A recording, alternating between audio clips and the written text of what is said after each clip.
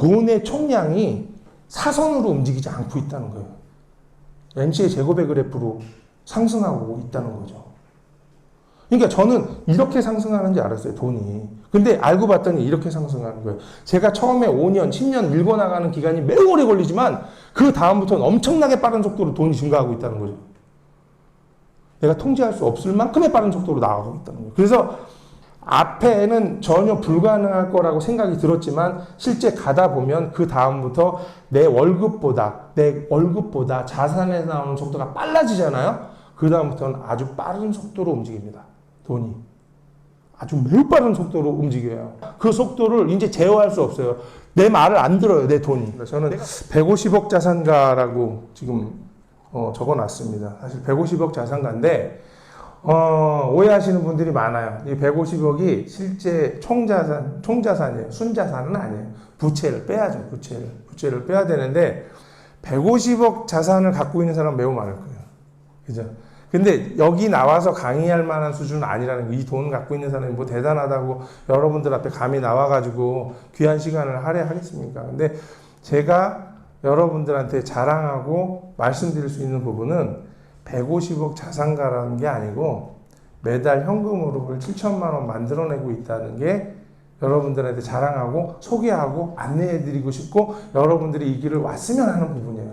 그래서 여러분 오늘 잘 들어보시고 어떻게 하면 여러분도 현금 흐름을 만들어낼 수 있는지 이 포인트를 가져가시기 바라요. 저는 지금 사실 7천만 원 현금 흐름을 갖고 있다고 하는데 계속 증가하고 있어요. 그래서 지금 한 7,800만 원 정도 되고 있고 올해 안에 한 8천만 원 될 것 같고요.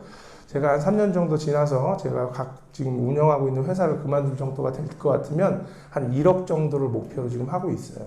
그런데 거꾸로 저는 자산에겐 목표가 없어요.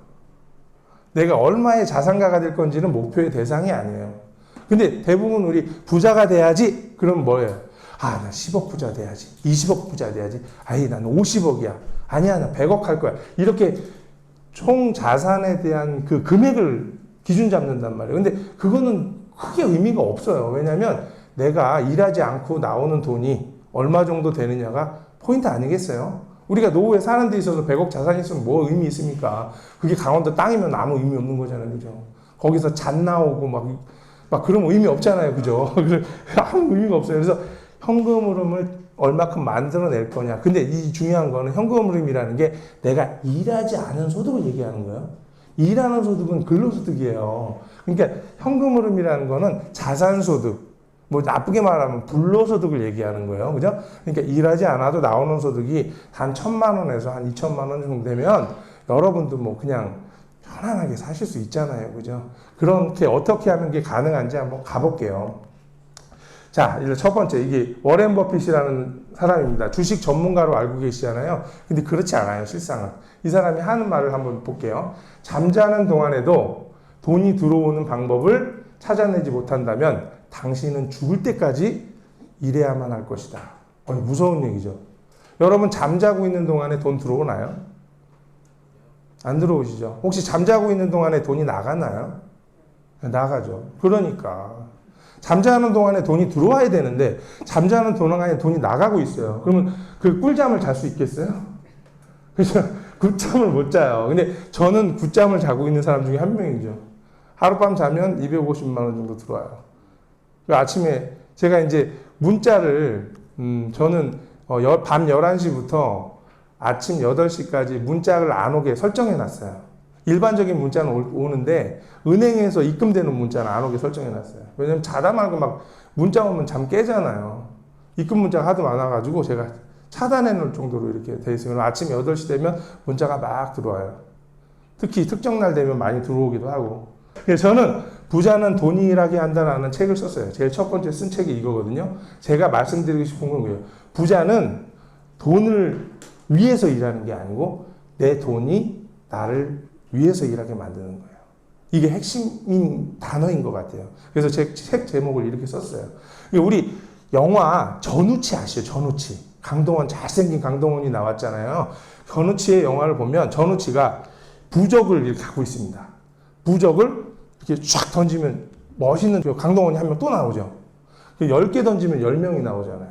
그래서 나는 일하지 않아도 나의 아바타, 나의 부족들이 일하게 만드는 거예요. 그러면 여러분들이 그 부족을 갖고 있다면 본인들이 연봉이 한 5천만 원 된다. 그러면 부족을 하나 써가지고 5천만 원 가서 일하게 만들고 난 놀면 되고, 그죠? 아니 이거 하나 더 만들어서 카페 알바 보내고 계속 할 수 있잖아요. 그러면 여러 명이 내가 일하지 않고 일하는 사람이 있으면 되는데 그게 나를 복제할 수 없기 때문에 나의 복제할 수 있을 것 같은 자산 시스템을 만드시면 된다는 거예요. 그 시스템을 만들어 나가는 과정을 지금 한번 좀 볼게요. 자, 제가 투자하는데 원칙을 갖고 있어요. 저는 여태까지 29살 때부터 부동산 투자를 하기 시작해서 지금까지 부동산 투자를 일구면서 자산을 키워나가고 현금을 만들어냈는데 그때부터 지금까지 한 원칙이 있어요. 그게 투자하는 순간 수익이 돌아오는 것에 투자한다 라는 게 원칙이에요. 투자하는 순간, 그러니까 내가 잔금을 쳤어요. 계약을 하고 중도금을 내고 잔금을 쳤어요. 잔금을 납부하는 순간 그 다음 달부터 저한테 수익이 들어와야 된다는 거예요. 내 지갑에 돈이 들어와야 하는 거예요. 근데 투자하는 순간 지출이 되는 투자를 많이 하시죠. 재산세 내야 되고, 그리고 대부분 투자하고 나서 그거를 팔았을 때 수익이 돌아오게 만들잖아요, 우리는. 그죠? 중간에 오르면 기분은 좋아하지만 아직 그거 내 거 아니잖아요. 주식을 사든 코인을 사든 아파트를 사든 뭘 사든 투자했어요. 집값이 잘 투자해서 올랐어. 아니면 주식이 올랐어. 좋죠. 좋은데 그게 내 주머니에 들어오려면 팔아야 되죠. 그죠? 한 번.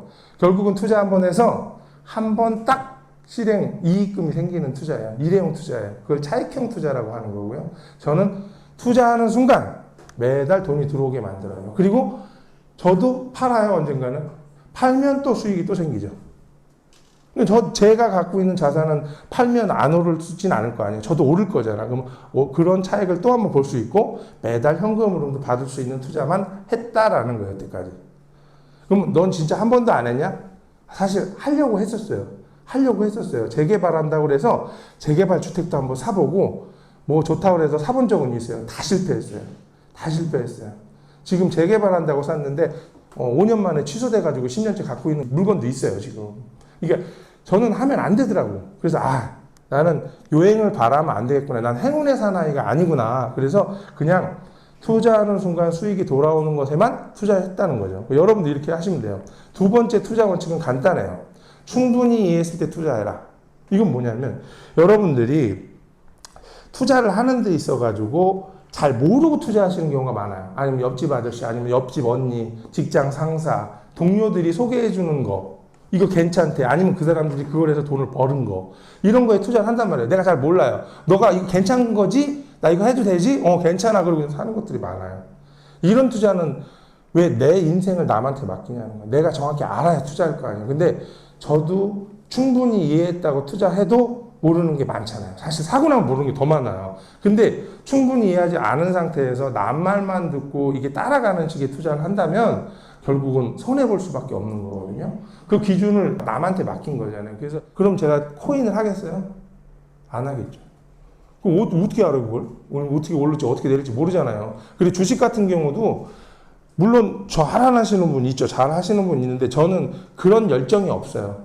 그 기업 막 탐색하고 분석하고 막 이런 그런 열정도 없고 그런 지식도 없고 공부하고 싶지도 않아요. 그래서 안 하는 거예요, 그냥. 그래서 저는 한 가지만 하고 있다. 이렇게 보시면 돼요. 그래서 여러분들이 부자가 되는 법칙에 대해서 한번 소개시켜 드릴게요. 4단계로 되어 있는데요. 여러분들이 한번 이걸 따라 하시면 부자가 되시는 길에 안내가 될 것 같아요. 그래서 한번 들어보시면 좋을 것 같아요. 그래서 일단 4단계가 있는데 이 4단계를 랜덤하게 1, 2, 3, 4를 하는 게 아니고 첫 번째 단계별로 하시면 부자가 될 수 있는 거예요.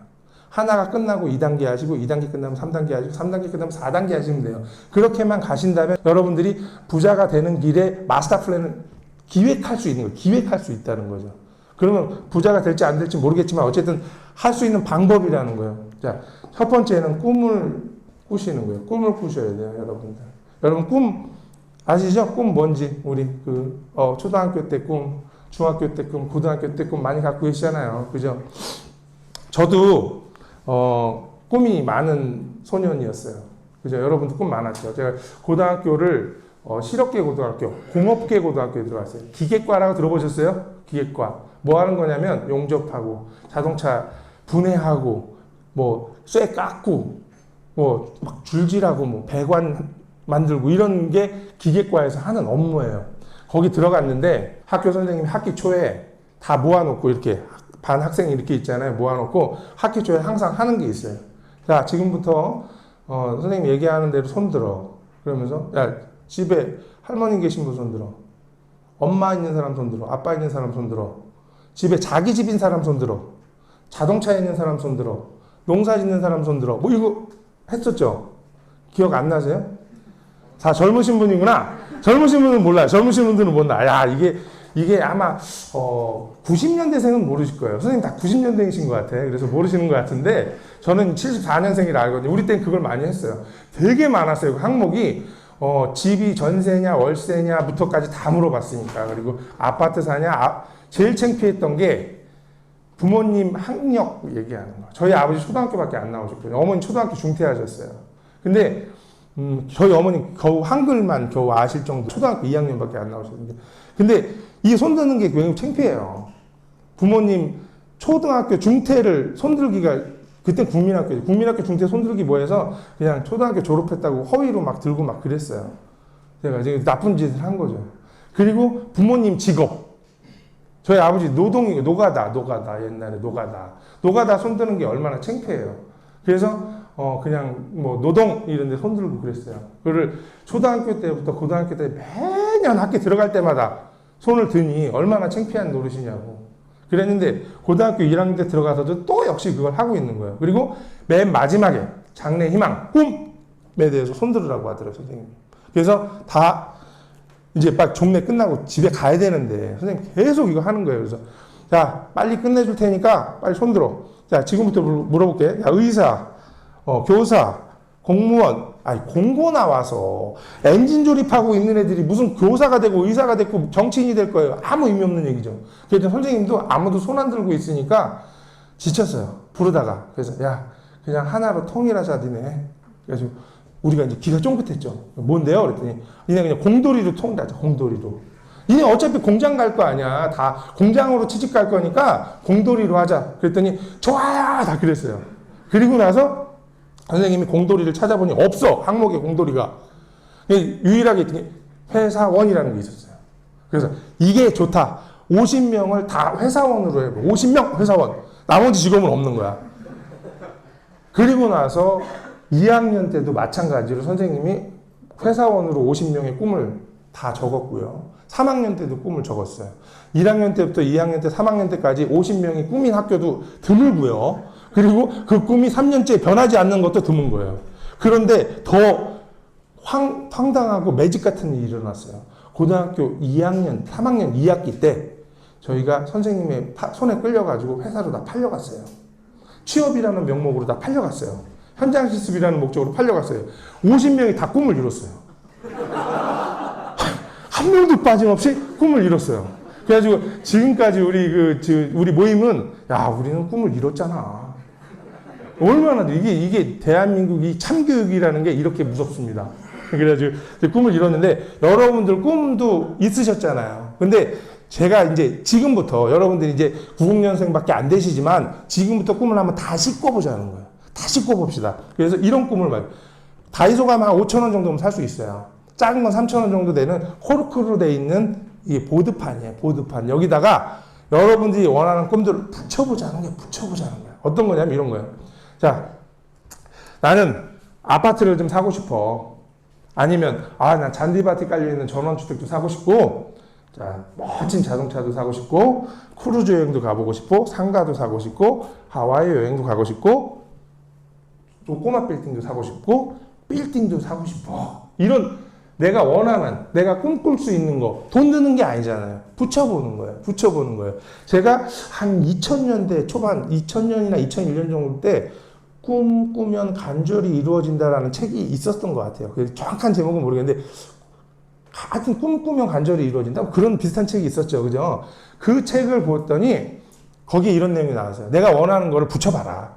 반드시 이루어진다는 거예요. 그래서 돈 드는 거 아니니까 이걸 만들었어요. 만들어가지고 거실에다가 딱 TV 뒤에다 딱 붙여놨어요.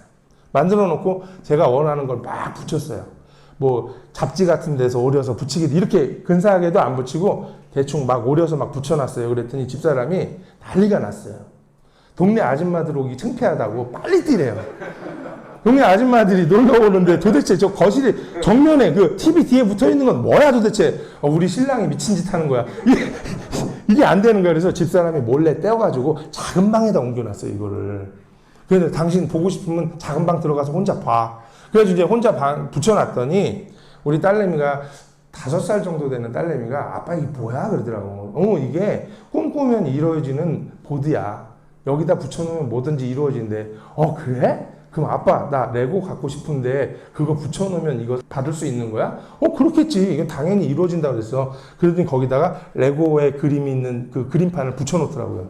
그럼 아빠 이건 언제 이루어질까? 글쎄 12월 24일쯤 이루어지지 않을까? 12월 24일 꿈같이 또 이루어졌어요. 그래서 제가 이 보드판을 만들어 놓고 제가 이사를 한 4번 정도 왔는데 이 보드판은 아직도 있어요, 우리 집에. 근데 지금 어디 구석에 이제 있긴 해요. 다 떨어지고 없어지긴 했는데 제가 그 당시 머릿속에 남아있는 보드판의 내용들을 다 보면 다 이뤘어요. 다 이뤘어요. 그리고 이놈이 하나 남았는데 사실은 그림이 이런 거고 한 요 정도 되는 겁니다. 요 정도 되는 거예요. 이렇게 큰 게 아니고 요 정도 되는 거예요. 오해하지 마세요. 요거를 제가 지금 목표를 삼고 있고 지금 택지를 사서 거기다 이제 건축하려고 준비하고 있어요. 그러니까 이제 제가 이제 한 55세 안에 다 이루어지지 않아. 55세도 아니고 한 52세 정도에는 다 이루어지지 않을까 하는 소망이에요. 만으로 하면 50세에 이루어지지 않을까 뭐 이런 소망을 갖고 있어요. 그러니까 여러분도 근데 이게 왜 이루어지냐면요. 내가 이걸 붙여놓고 안 뛰면 되는 거예요. 안 뛰면 이루어지는 거예요. 그러니까 포기하지 말라는 거죠. 내 목표를 정해놓고 포기하지 않으면 이루어진다는 거죠. 근데 막연하잖아요. 막연하죠. 이게 붙여놓기만 하면 된다? 붙여놓으면 보게 되고 보게 되면 내가 목표를 삼게 되니까 한번 해보자는 거예요. 돈 드는 거 아니니까요. 자, 이제 첫 번째 목표 설정하는 거예요. 여러분도 얘가 어디까지 부자가 될지 목표의 기준을 한번 잡아보자. 두 번째, 지피지기면 백전불태하라라는 말이 있어요. 이거 좀 유식해 보이죠? 이런 거 쓰면. 한자로는 제가 못 씁니다. 한자로 못 쓰는데 이게 이런 말이에요. 적을 알고 나를 알면 100번 싸워도 위태롭지 않다라는 옛날 그 중국에서 나온 말이에요. 근데 이게 어떤 내용이냐면 대부분 우리가 투자를 하는 데 있어서 가장 오판하시거나 잘못하시는 부분들이 뭐냐면 적은 알려고 해요. 그러니까 투자 대상을 공부하려는 거에 초점을 갖고 있는데 나를 분석하는 건 안 하세요. 나를 분석하는 겁니다. 우리가 항상 고민하는 부분 중에 하나는 투자 자산 뭘 해야 되냐? 내 경매를 배울까? 코인을 살까? 주식을 살까? 아파트를 살까? 지식산업 살까? 상가 살까? 많이 그런 거 알아보러 다니시잖아요. 그게 아니라는 거야, 투자는. 그게 아니고 뭘 해야 되냐면 나부터 분석해야 돼.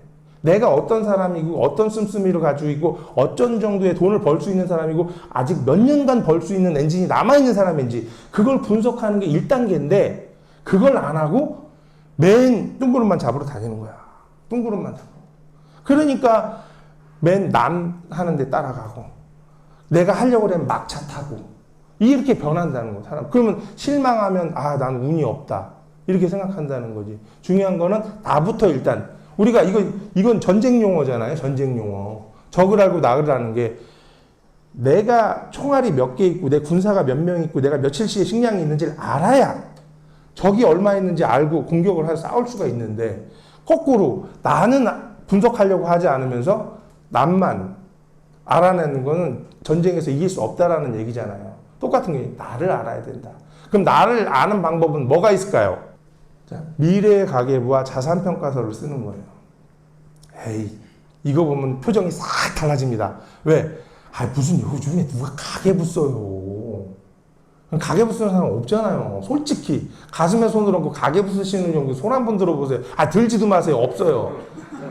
없어요. 들지 마세요. 괜히 자, 안 쓰시고 없는데 자산평가서랑 가계부를 쓰신 사람이 부자가 되고 성공할 수 있는 거예요. 근데 여러분들이 생각하는 그런 가계부가 아니니까 간단히 설명만 드리고 갈게요. 시간관계상. 자, 가계부를 쓰시는데 여러분이 생각하는 거는 마트 가서 얼마 사고 오늘 커피 얼마짜리 사 먹은 거, 스타벅스 커피 이런 거 적는 게 아니고요. 이런 게 적는 게 아니고 그거는 그냥 카드값이에요. 그렇잖아요. 우리 카드 하나로 그냥 다 쓰시잖아요. 그러니까 변동지출 카드 하나 썼다. 이렇게 하시면 돼. 그리고 내가 특정하게 다른 걸 쓴다 그러면 카드 정도 2개 만들어서 내가 그냥 까먹은 거는 이 카드로 쓰고 뭔가 다른 거 좋은 일에 쓴 거는 다른 카드로 이 정도로만 구분해도 문제 안 된다는 거지. 그거는 변동지출이에요. 몇 개 적을 게 없어. 마트 가서 샀는데 콩나물 얼마 사고 과자 얼마치 샀는 게 그게 중요한 게 아니라는 거지. 그냥 마트 얼마. 응? 마트도 카드로 결제했으면 그냥 카드 금액으로 적으셔도 상관없다는 거지. 그걸 적자는 얘기가 아니고 변동 지출이 아닌 고정 지출을 쓰시라는 거예요. 고정 지출. 내가 매달 월간 지출, 월간 고정 지출이라는 게 있거든요. 내가 매달 아무것도 안 해도 나가는 돈은 과연 얼마일까? 이걸 적으셔야 돼요. 이자부터 시작해서 아파트 관리비, 자동차세, 도시가스비, 기본적으로 인터넷 요금, 휴대폰 요금, 무슨 할부, 렌탈료, 이거 등등 있잖아요. 아무것도 안 해. 내일 내가 회사를 때려쳤어. 그리고 해외여행을 갔다 와도 나오는 돈 있잖아요. 한 달 내내 해외여행 갔다 와도 나가는 돈 있잖아요. 아무 짓도 안 해도 내가 잘려도 나가야 되는 돈. 그게 월간 고정지출이에요. 자, 연간 고정지출이라는 게 또 있습니다. 연간 고정지출 뭐냐면 아버지 생신, 어머니 생신, 장인어른 생신, 장모님 제사, 이런 거 있잖아요.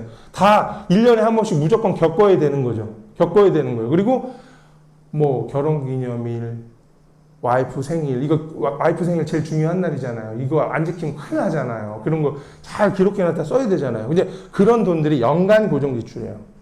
그죠?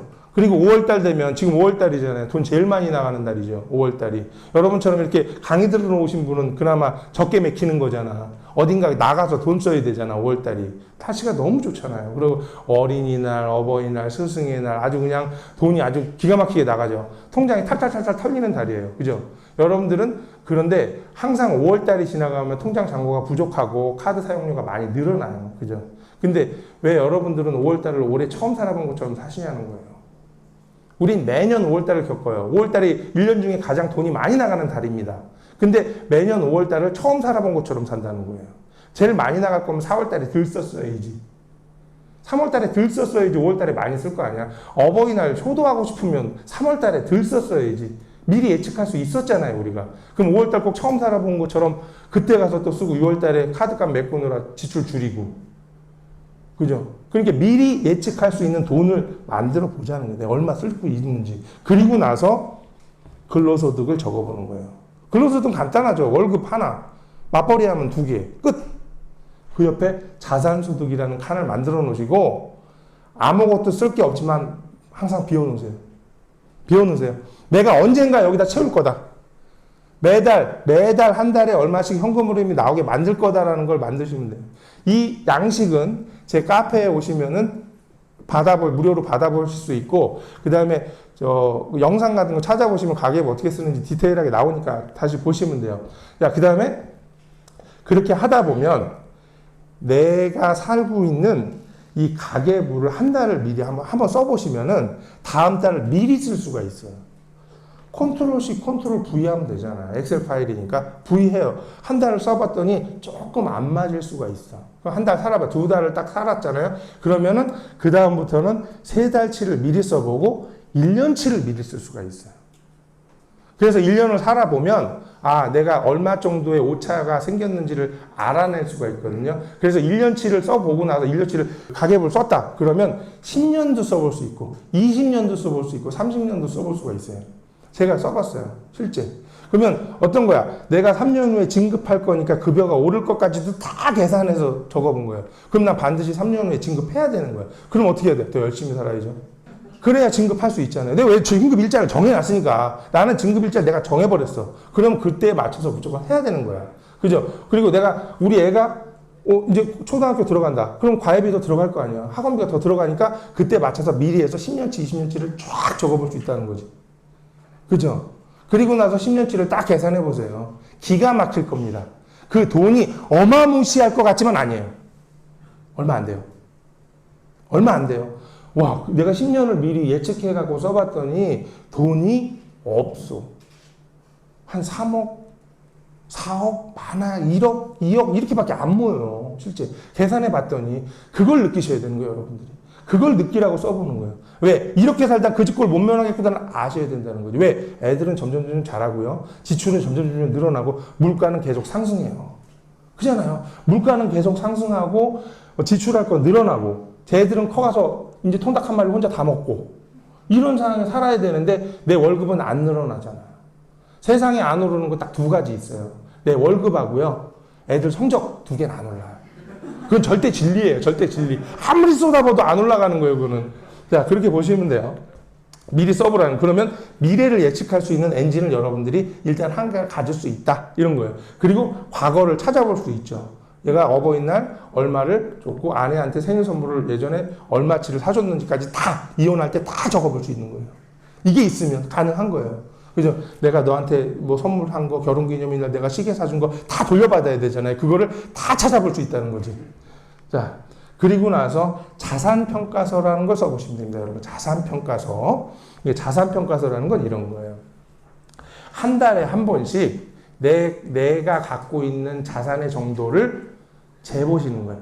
얼마인지. 내 걸 써보는 거야. 그냥 막연하게 그냥 머릿속에 알고 있고 간단히 알고 있는 재산 정보를 정확히 10원짜리까지 정확히 분석해 보는 거죠. 매달 말일날. 그래서 내가 전달에 비해서 이 자산평가 써봤더니 요번 달 말고 다음 달에 갔더니 다만 100만 원씩이라도 증가했다. 그 다음 달도 100만 원 증가했다. 계속 상승 곡선을 타고 있잖아요. 그럼 여러분 부자 되는 거예요. 일단은. 근데 계속 내려가고 있다. 이건 거지가 되는 거예요.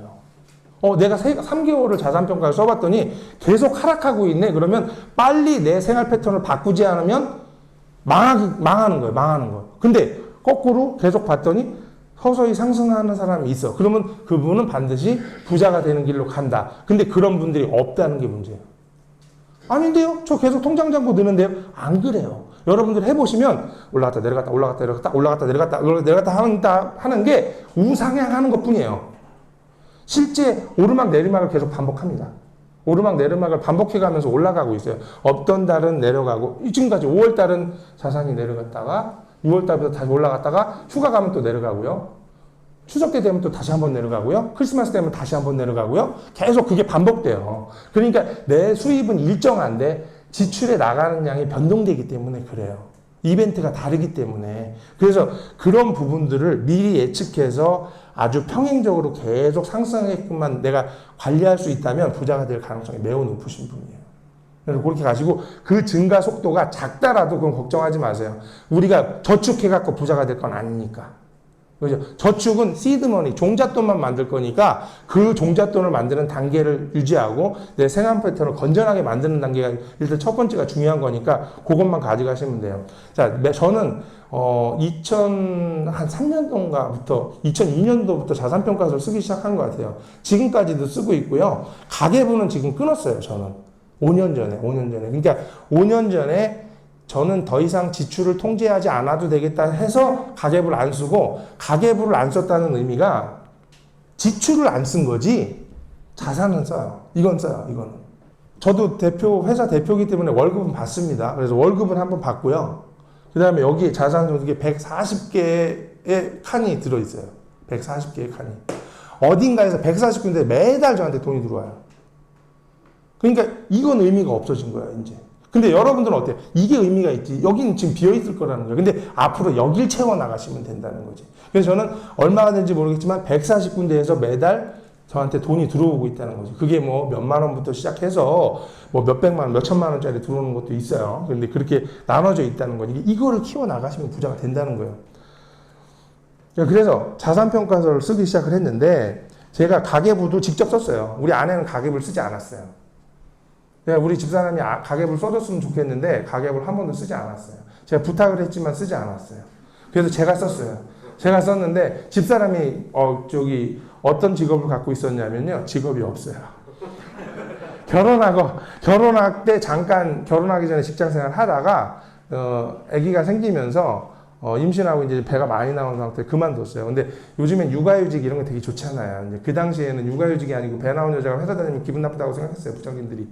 그런 시절에 살았어요. 예? 그러니까 뭐 그게 나쁘다는 게 아니고 그런 시절이었어요. 그래서 애가 생기면서 육아를 위해서 그만둔 게 지금까지도 놀고 계세요. 지금까지도 놀고 계세요. 놀고 계신데 그렇게 하면서 자산평가서를 제가 쓰고 가계부를 제가 썼다는 게 이상하죠. 집에서 놀고 계신 분이 쓰시면 좋죠. 근데 놀고 계신 분이 안 쓰셨어요. 그래가지고 제가 아내한테 얘기했어요. 우리 자산에 대해서 분석하고 계량해내지 않으면 부자가 되지 못할 것 같으니 가계부를 좀 써주십시오. 그랬더니 싫대요. 남는 게 있어야 쓰지. 벌어주는 걸 많이 갖다 줘봐. 내가 얼마든지 써줄게. 100번도 써주고 더 디테일하게 써줄게. 나 세무회계과 나온 여자야. 이런 거예요. 아내 세무회계과 나왔거든요. 근데 안 쓴대요.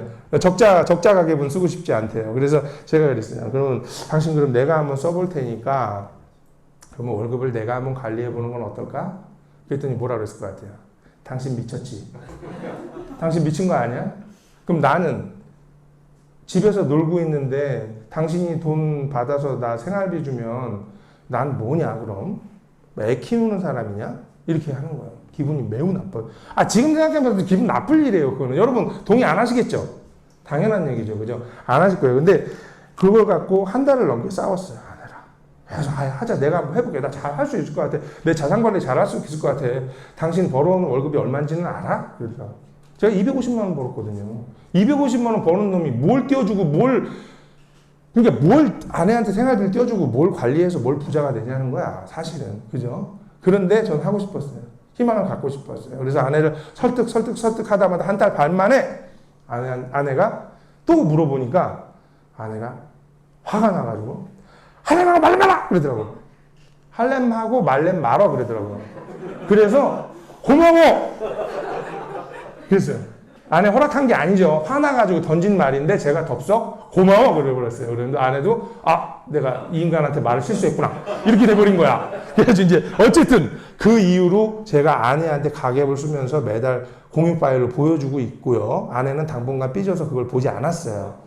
삐져서. 그리고 제가 자산평가서라는 걸 만들어서 요것도 제가 책에서 읽은 거예요. 뭐 20대 젊은 재테크인가? 정철친 씨가 쓴 책에 이 내용이 있더라고요. 그 당시 제가 젊을 때인데. 그래서 그걸 보고 자산평가서는 써야겠다. 그래서 자산평가를 써가지고 매달 아내한테 말이 되면 보여주는 거예요. 보여준 거예요. 그래서 이 자산이 매달 상승하는지 하락하는지 분석을 하기 시작했어요. 그리고 나서 1년을 써보니까 답이 딱 나옵니다. 당시 10in10이라는 카페가 유행했었고요. 10억 만들기가 유행했던 시절이에요. 10억 만들기 관련된 책이 굉장히 많았어요. 그래 나도 한번 도전해보자. 그리고 나서 시작을 막연하게 저도 총량을 갖고 시작을 한 거죠. 10억 한번 만들어보자 하면서 시작을 하고 계획을 짜고 그럼 10억이면 과연 현금 흐름을 얼마나 만들어낼 수 있을까를 분석해냈더니 내 월급보다 많이 나올 것 같더라고요. 거기서 이자를 다 빼고 나더라도 거기서 나오는 게 한 700만 원, 800만 원 정도는 나오겠더라. 지출 제외하고 순으로 나오는 게. 그 정도면은 내가 먹고 사는데 지장 없겠군. 이 생각이 들어서 그럼 한번 목표를 짜보자. 그래가지고 계획을 해서 짜봤더니 딱 8년이 걸리는 계산이 나왔어요. 그래서 제가 40살, 40살까지 자산소득이 800만 원 나오는 걸 목표로 계획을 짰어요. 그리고 자산을 짜서 자산평가서를 비교해보고 맨날 내가 그 실행한 예상대로 가고 있는지 안 가고 있는지를 다 기획해서 봤어요. 쭉 봤더니 아내한테 보고를 했죠. 내가 10년 계획을 짰어, 드디어. 10년. 그러니까 우리 새마을운동 세대니까 새마을운동 계획처럼 10년 안에 내가 800만 원 현금해서 난 회사 그만둘 거야. 딱 그렇게 호언장담을 딱 해버렸어요. 그랬더니 집사람이 알았어. 그러더라고요. 네, 표정이, 알았어. 알았어. 이게 아니고, 알았어. 이런 거 있잖아요. 그런 표정. 딱 그러더라고요. 집사람이 날 안 믿는구나. 그리고 저는 매일 가계부를 쓰고 자산평가를 매달 써서 아내한테 보여줬어요. 1년이 지나서 1년 계획을 브리핑했어요.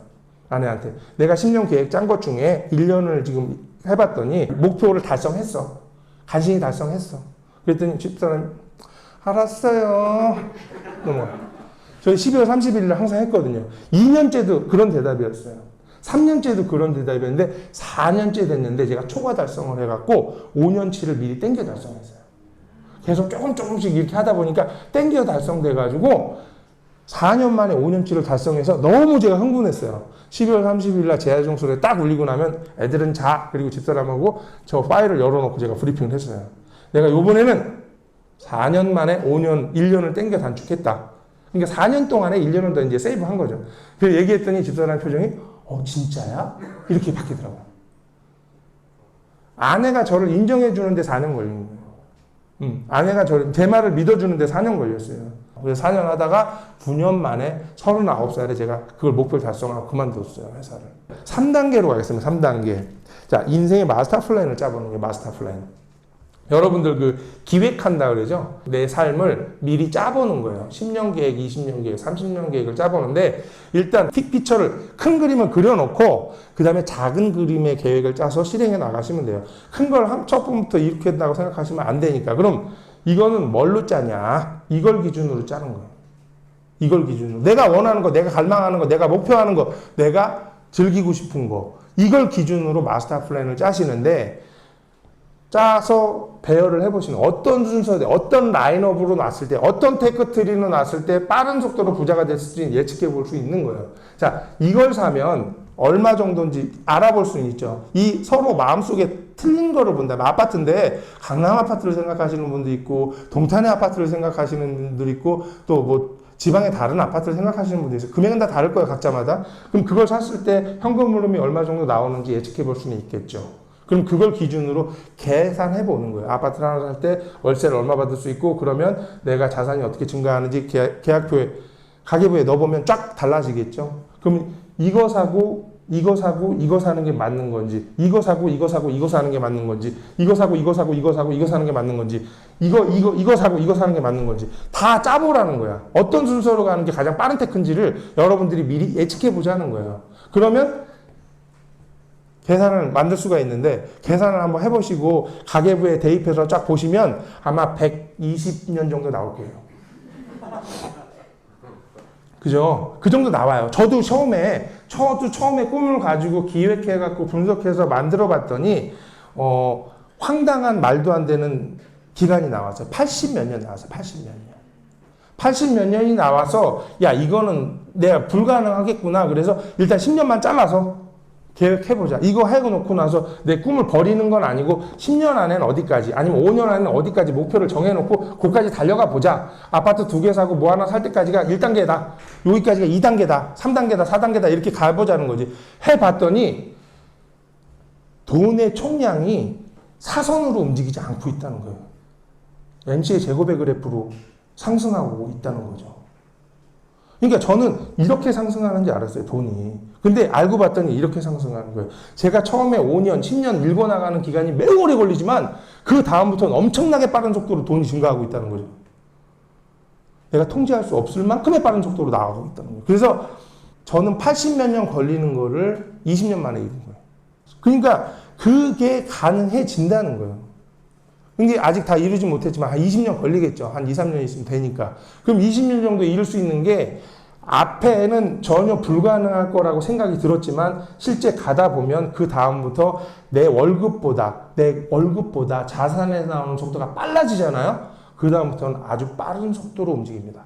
돈이.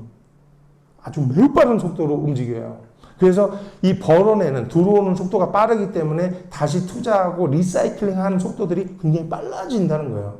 그리고 나서 어느 정도에 한 2천만 원, 3천만 원, 5천만 원 정도 되니까 그 속도를 이제 제어할 수 없어요. 내 말을 안 들어요, 내 돈이. 내가 브레이크를 밟아도 가요. 이런 식으로 가더라는 거예요. 그래서 여러분들이 계획을 짜보면 막연할지 모르겠지만 128년 좋다 나오더라도 한번 가보자 이거지. 근데 그게 앞당겨진다는 거지. 왜? 대각선으로 부가 상승하지 않고 NC의 제곱으로 상승하기 때문에 처음엔 어려운 것처럼 보이지만 결국은 위로 올라가게 된다는. 근데 대부분 어때요? 비행기가 상륙하려면 두 가지가 필요해요. 무게에 따른 속도가 필요해요. 일단 속도. 250km 이상의 속도를 달려야 돼요. 그리고 속도만 있다고 비행기가 활주로에서 뜨는 게 아니고 일정 거리가 필요해요. 그래서 큰 비행기일수록 활주로가 더 많이 필요한 거예요. 근데 일정 거리를 120km 이상의 속도를 일정 거리 이상을 달려야만 비행기가 양력이라는 생겨서 붕 뜨기 시작하거든요.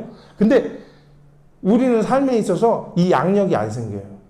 쭉 가다가 쭉 끝 사망 이렇게 되는 거예요. 그러니까 비행기가 못 떴어. 이게 못 뜬 거야. 뜬 것처럼 보이는데 그냥 바퀴만 살짝 들린 거야 이게. 바퀴 살짝 들렸다 이렇게 내려간다니까.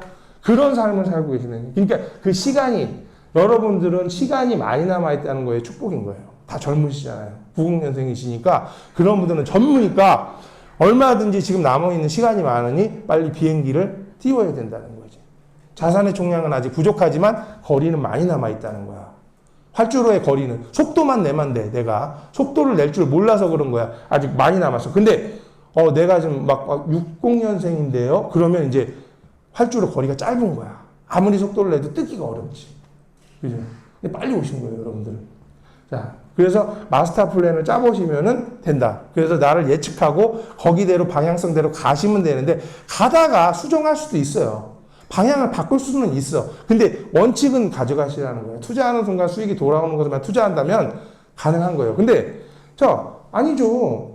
제가 아파트 투자, 갭 투자를 굉장히 잘하거든요. 그럼 그걸 투자해가지고 계속 부자가 될 수 있잖아요. 왜 그걸 꼭 수익형 자산으로만 포커스를 맞추시는 거예요? 말도 안 되는 소리지? 저는 주식 전문가인데요. 이런 사람도 있잖아요. 전 코인 전문가예요. 이렇게 얘기할 수 있는데 왜 제가 그 말씀을 드리자면 수익형 자산에 매달 현금으로 발생하는 사람들은 미래를 예측할 수 있어요.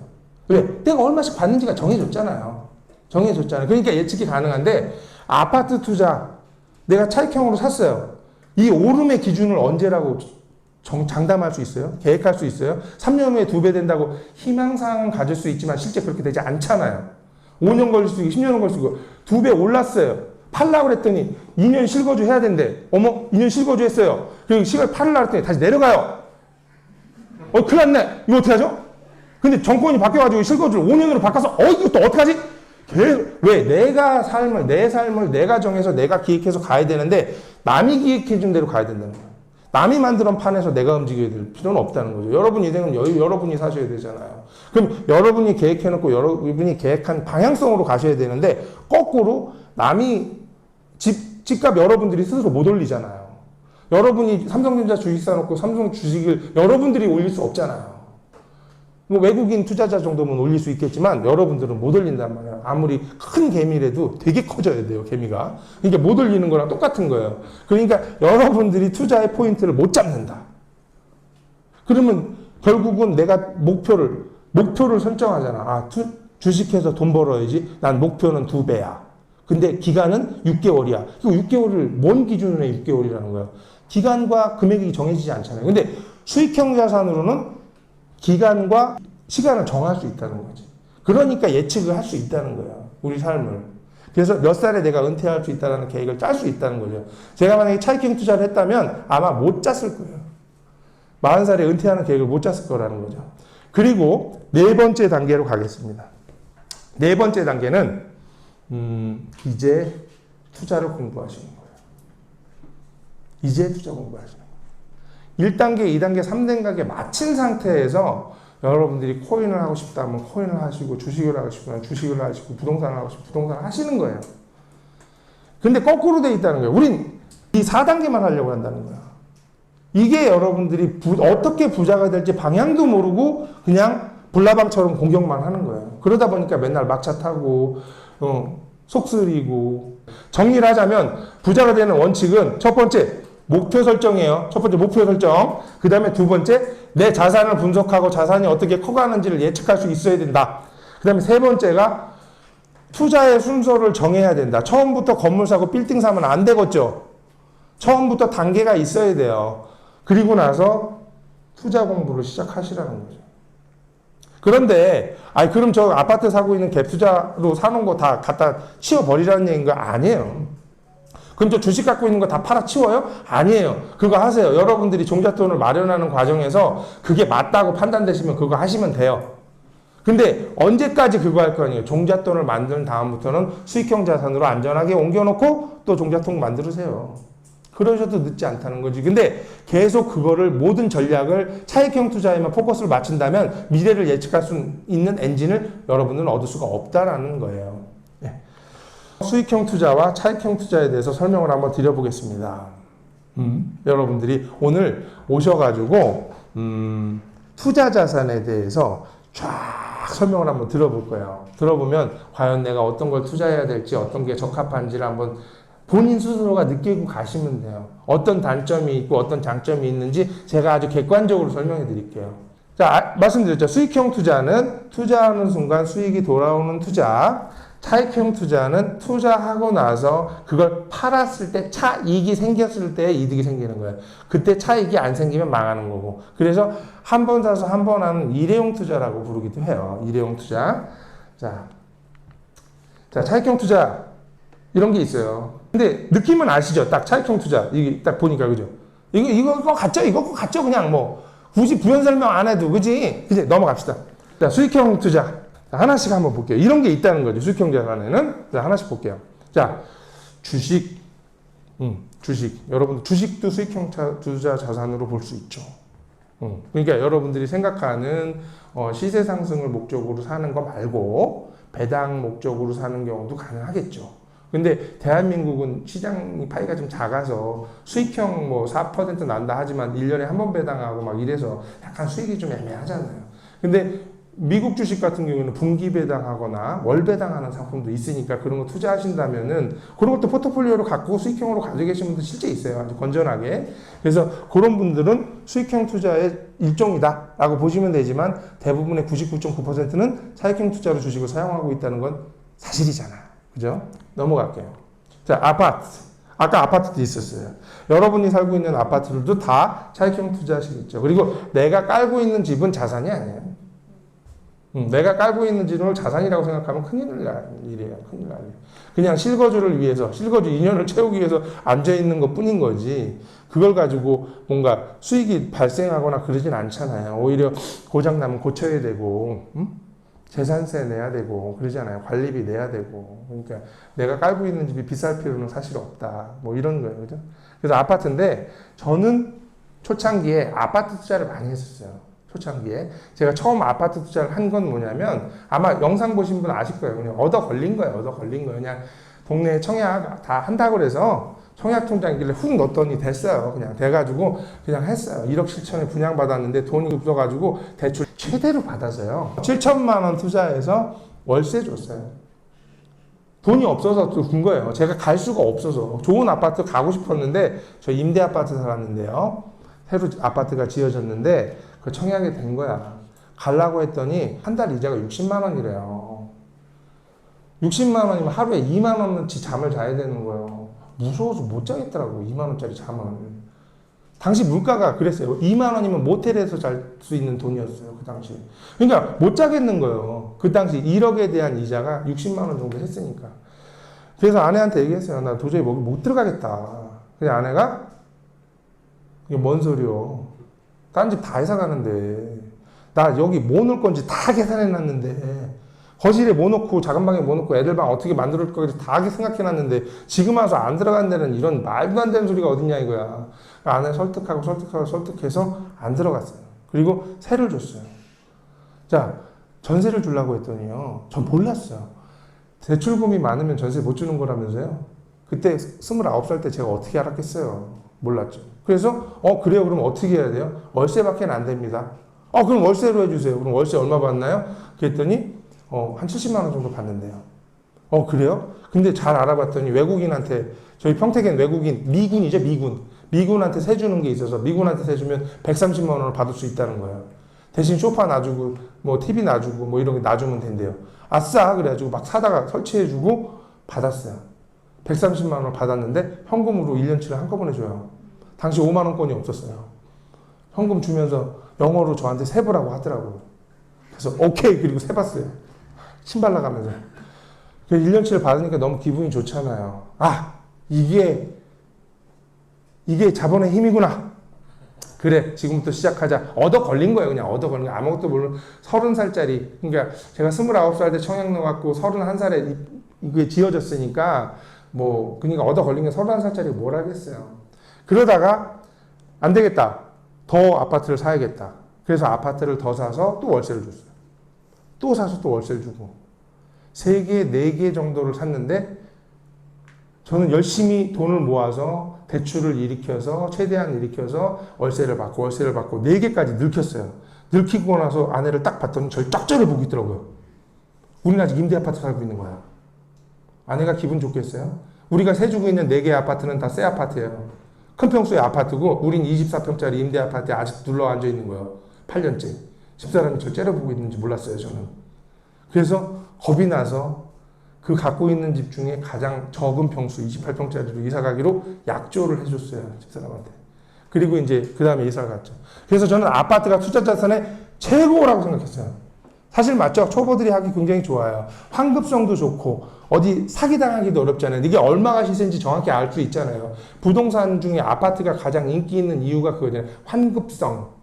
현금화하기 가장 빠르고 개량하기 쉬운 거예요. 아파트잖아요. 그래서 저도 초보자니까 아파트 투자를 했다는 거죠. 근데 다르게 저는 시세 차익을 노리고 투자하지 않았고요. 왜? 우리 지역엔 시세 차익이 안 났으니까. 그냥 월세를 받는 목적으로만 투자한 거예요. 그래서 어느 정도의 수익이 발생했어요. 한 450만 원 정도가 월세 아파트 5채에서 나오기 시작하더라고요. 그러다가 우연찮게 건물을 알아보기 시작했어요. 건물이 보였어요. 건물이. 어디서? 교차로 신문에서. 예전에는 교차로 신문 아시죠, 여러분들? 야, 교차로 신문이 말이에요. 예전에는 취업할 때, 자동차 살 때, 집 살 때, 다 필요한 거예요. 교차로 신문 없으면 대한민국이 안 돌아갈 정도였었어요, 예전에는. 그죠? 그런 시절이 있을 때 교차로 신문을 우연히 봤는데, 6억 5천짜리 건물이 나왔어요. 원룸 건물인데, 한 달에 250만 원에 월세가 받을 수 있다는 거야. 오, 대박이다. 괜찮다. 근데 이거 뻥이겠지. 실투가 2억 5천이래. 아니, 뻥이겠지. 그 당시 아파트가 1억 7천이었는데 2억 5천 내면 250만 원 받는다는 게 말이 돼? 거짓말이겠지. 전화해서 물어봤어요. 그랬더니 맞대요. 속고만 살았네요. 오래요. 보여준다고. 그래서 갔어요. 토요일 날 제가 가봤습니다. 토요일 날 저녁에 그 당시에는 5일제 근무가 아니어서 12시까지 일하고 열심히 그 부동산으로 갔어요. 가가지고 차를 대고, 근데 이제 부동산도 오전만 일하고 집에 가는 거니까 저를 기다리고 있었던 거죠. 그래서 1시 반 정도, 1시에서 2시 사이에 도착을 한 거예요. 그러니까 이분은 밥도 안 먹고 기다리고 있었던 거예요. 저를 건물 산다고 하니까. 그래서 도착해가지고 부동산에 딱 들어갔더니 사장님 표정이 안 좋아요. 표정이 안 좋은 거야. 일단, 사러 온 친구가 살 것 같이 생기지 않았어. 너무 젊어. 일단은 젊고, 두 번째, 내가 급하게가 아니라 윗줄이 위에를 작업복, 무슨 정밀 이런 거 써 있는 게 있잖아. 그 전형적인, 요즘에 컴퍼니 룩이라고 하지만 예전엔 작업복이라고 했잖아. 그거 있잖아. 구로공단에서 많이 본 거. 그런 걸 입고 간 거야. 바깥 입고 갔어야 되는데 제가 빨리 가느라 차 안에서 바깥 입지를 못하고 간 거예요. 그러니까 젊어서 마음에 안 들었고, 작업복 입고 와서 마음에 안 들었고, 차 상태가 안 좋았어. 이런 애가 무슨 건물을 산다고. 내가 괜히 기다렸다. 이런 표정으로 있더라고요. 그러면서 저한테, 사장님, 그 건물이 궁금하잖아요. 사장님, 그 건물 어디 있는 겁니까? 진짜 얼마입니까? 연식은 어떻습니까? 자꾸 물어봤는데, 돈은 있고? 없어 보이잖아. 그러니까, 나 돈 없는 애한테 얘기하고 싶지 않다. 이런 표정으로 얘기하는 거야. 사장님, 진짜로요. 솔직히 말씀드리면 돈은 좀 부족하긴 한데 제가 여기 이 동네에 아파트 한 5채가 있어서요. 2개만 처분해도 이 정도는 충분히 살 수 있습니다. 사장님. 걱정하지 마시고 소개해 주세요. 그럼 무슨 아파트 갖고 있는데? 퀴즈를 내더라고. 기분 나쁘잖아요. 무슨 아파트 갖고 있어요. 그랬더니 그래, 이름은 잘 맞췄네. 이런 거죠. 맞췄네. 그러니까 거짓말은 아닌 것 같다 하면서 보여주더라고요. 그래서 그거를 뭣도 모르고 샀는데 진짜 수익률이 높았어요. 그래서 그걸 사기 시작한 거예요. 그래서 저는 아파트 투자부터 시작했다. 그런 거예요. 근데 지금도 아파트 투자로 수익형으로 투자하는 건 나쁜 건 아니에요. 그죠? 그래서 이제 수익형 투자로도 아파트를 활용할 수가 있는데 대부분 많은 사람들이 수익형으로 보지는 않고 차익형으로 보고 있다라는 거죠. 그죠? 네, 두 번째, 상가예요. 상가 좋죠. 상가 갖고 있으면 건물주예요. 이게 건물주. 진짜로. 조물주의 건물주라는 그 말이 저도 상가가 있어요. 그리고 건물에 1층은 상가고 2층은 주택이 있는 경우도 있잖아요.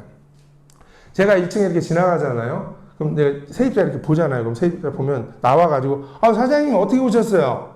그래서 아니 뭐 좀 볼 일 있어서 왔어요. 그러면 음료수 한잔 하고 가세요.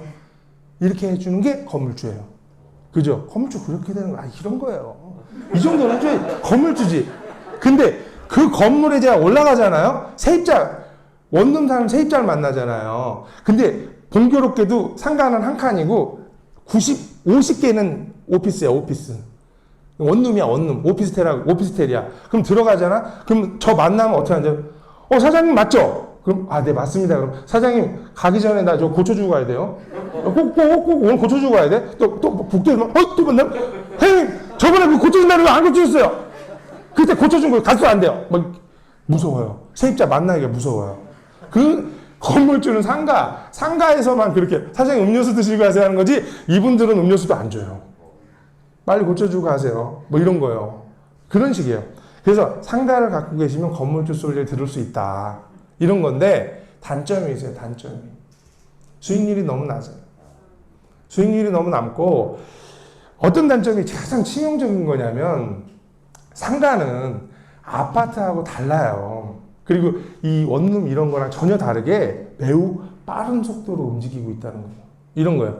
저희 동네가 고덕 신도시, 여기 서울에 고덕 있잖아요. 저희 동네도 고덕 신도시라는 데가 또 있어요. 평택에도. 신도시가 생기면 상권이 분양을 많이 하잖아요. 분양하고 동탄 이신도시 같은 상권 분양 많이 하죠. 근데 상가 분양을 하면은 저한테 많은 업자들이 찾아와요. 팜플렛을 갖고. 그러면 대부분 이렇습니다. 한 칸에 1층 한 칸 길게 쓸어놓고 8평 실평수 8평짜리 상가냐가 10억이래요. 10억. 10억인데 400만 원을 받을 수 있다고 합디다. 400만 원 받고 수익률 한 4% 정도 된대요. 근데 걔네들이 얘기하는 수익률은 실제 10몇 %인데 제가 계산해 보니까 4% 정도 나오는 것 같아요. 그래서 그래? 근데 야 이거 10억이면 10억에 400이면 이 한 칸에 뭐가 들어올 수 있겠니? 그랬더니 편의점 조그맣게 하나 들어올 수 있고요. 그 다음에 본죽 같은 거 조그맣게 하나 들어올 수 있고요. 그 다음에 아이스크림 그 전문점은 못 들어오고요. 그냥 그 무인 그런 거 들어올 수 있대요. 베스킨라빈스는 2칸이 필요하대요. 안 된대요. 그러니까 그런 것들만 들어와요. 그래서 야 본죽을 해가지고 나한테 400만 원을 주려고 그러면 도대체 몇 그릇을 날 위해 파는 거야 이거에? 내가 보기엔 한 달치 다 팔아도 400만 원 안 남을 것 같은데? 이런 생각이 드는 거예요. 그래서 에이 안 될 걸 이거 나 안 살래? 그랬더니 사장님 아니어도 살 사람 많습니다. 그리고 갔어요 다들. 그리고 나서 그 부동산이 1년 후에 저한테 개업한다고 연락이 온 거예요. 그 상가를 본인이 들어갔대. 세입자로 왜 상가 처음에 생기면 부동산 먼저 들어가는 거 아시잖아요. 그래서 들어가서 연락이 온 거야. 연락이 왔어. 갔어. 떡 먹으러 갔어요. 그래서 그래. 여기 그때 나한테 브리핑한 상가가잖아. 10억짜리. 그때 맞대. 맞는데 근데 야 그럼 너 이거 400만 원에 월세도 사는 거야? 야 너 부동산 얼마나 번다고 400씩 내? 그랬더니 아니에요. 그럼 얼마 내는데? 180만 원 내요. 야 너 나한테 400만 원이라 그랬잖아. 처음이니까 그렇죠 뭐. 처음 그럼 나중에 좋아질 거예요. 그래? 그럼 왜 다 빈 거야 아직? 이 나머지 주인들이 다 400만 원 아니면 세를 안 주는구나? 그랬더니 아니요. 180만 원에도 안 들어와요 지금. 이런 거예요. 현재가 그래요. 아파트는 많이 올랐어요. 아파트는 많이 올랐는데 상가는 그런 게 아니에요. 그런데 그럼 결국은 10억에 분양받았단 말이야. 10억에 분양받아서 7억을 대출해 줬어. 3억만 투자한 거지. 그런데 400만 원을 받아야 되는 거잖아. 10억에 400만 원. 근데 200만 원, 180만 원밖에 반으로 줄었죠. 반도 더 줄어. 반 줄었다고 칩시다. 불쌍하니까. 그러면 이 매매가는 5억 된 거예요. 5억 된 거야. 상가는 그렇게 따지는 거야. 무조건 수익률로 따지기 때문에 월세가 내려가면 10억이 아니고 5억 된 거야. 그 순간에. 내가 내려준 순간. 내가 가게세를 180으로 200으로 낮춘 그 순간에 내 매매가는 10억이 아니고 5억이 돼버린 거야. 그러면 대출 7억 받았다 그랬죠. 팔으려면 2억 줘야 돼요. 2억을 주고 팔아야 되는 판이 벌어지는 거야. 그죠? 그러면 분양사무소에 가서 따지겠죠. 기다리세요. 상권이 곧 살아날 겁니다. 자, 서울에 신도시 생기고 상권 아직까지 안 쓰는 데 많죠. 10년 지났는데도. 그죠? 그런 데가 있어요. 아직도. 상가가 너무 많아요, 지금. 상가가 많은 게 문제예요. 신도시를 만들면 예전에 비해서 상권은 점점 줄어들거든요. 왜냐면 오프라인 매장들이 줄고 있잖아요. 그건 다 아시는 거잖아요. 화장품 가게 없어진 거 봐요. 화장품 가게 없어진 거 봐. 예전에는 브랜드마다 하나씩 좋은 골목에 다 있었는데 이제는 그냥 올리브영 하나 딱 남았잖아. 그런 것처럼 돼버리잖아요. 근데 상권이 주는 거야. 내가 머리 깎거나 뭐 이런 거 먹는 거 아닌 이상 치킨집 전면에 없어진 거 봐요. 다 골목으로 배달만 하는데 뭐하러 전면에 간판을 달아 안에 들어가서 하지. 다 바뀌었잖아요. 그러니까 상권이 점점 없어지는데 신도시를 짓는데 상권이 더 많이 져져요. 왜? 상권이 줄어드는데 신도시를 만들면 상가를 더 적게 줘야 되잖아. 근데 왜 더 많이 질까요? LH 기준으로 봤을 때 상가를 팔아먹는 게 이득이잖아요, 땅을. 그러니까 상가를 많이 파는 거야. 상가는 2배, 아파트 용지보다 2배로 더 비싸게 팔아먹으니까 그렇게 비싸게 파는 거야. 많이 파느라 그런 거예요. 그래서 상가 사시면 위험하다. 그죠? 그런데, 그러면 지금 잘 되는 상가 사면 되는 거 아닙니까? 맞습니다. 잘 되고 있는, 현행 잘 되고 있는 상가 사시면 되는데, 주의하실 점이 하나 있습니다. 세금을 바로 내야 돼요. 세금 신고를 바로 해야 돼요. 여러분이 아무것도 소득이 없다면 관계가 없는데, 근로소득이 있다면 거기서 합산 적용되기 때문에 받아야 세금을 또 많이 낸다는 거예요. 중요한 거라. 신고 안 할 수가 없는 거예요, 상가는. 왜? 상가를 세입자가 들어오는 순간 그분이 사업자 등록을 내야만 장사를 할 수 있죠. 카페가 들어와도 사업자 등록을 내야 돼요. 사업자 등록을 내려면 국세청에 가야 되죠. 가면 뭐가 필요하냐면 임대차 계약서가 반드시 필요해요.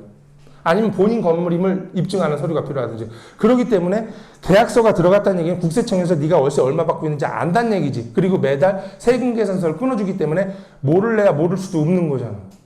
그러니까 그 소득은 정확히 잡히고, 여러분이 연봉으로 5천만 원 받고 있어. 상가에서 5천만 원 받으면 더해서 합이 1억이 되는 거야. 그럼 소득세가 48% 구간에 들어가면 거의 정부랑 반띵하는 거다. 이렇게 보는 거죠. 그러니까 많아져도 걱정이다. 그리고 만약에 나 공무원이다. 그럼 조심하셔야 돼요.